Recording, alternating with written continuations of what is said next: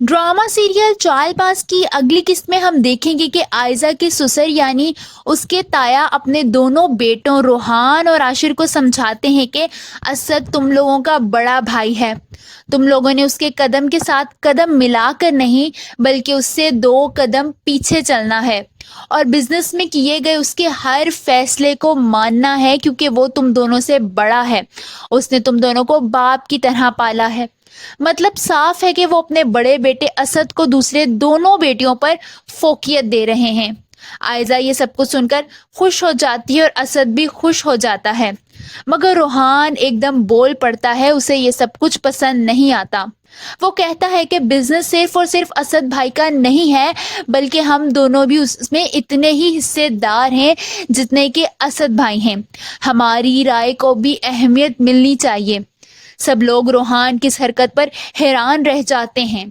आयजा भी हैरानी और परेशानी में रोहान को देखने लगती है। वहीं असद की हालत भी मुख्तलिफ नहीं होती।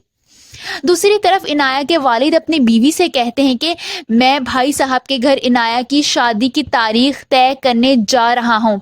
तुम इनाया को समझा दो कि कोई चालाकी ना करे क्योंकि मैं उसे अब मजीद इस घर में बर्दाश्त नहीं कर सकता। वो जल्द अज जल्द यहाँ से रुखसत हो जानी चाहिए।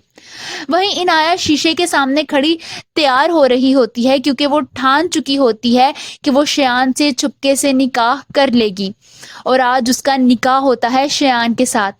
इनाया की माँ उसके पास आती है और कहती है कि रोहान से शादी के लिए हाँ कर दो वरना तुम्हारा बाप मुझे तलाक दे देगा।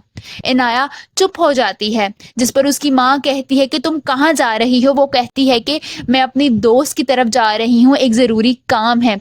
उसकी माँ मना करती है जिस पर वो कहती है कि अम्मी आज जाना बहुत ज़रूरी है।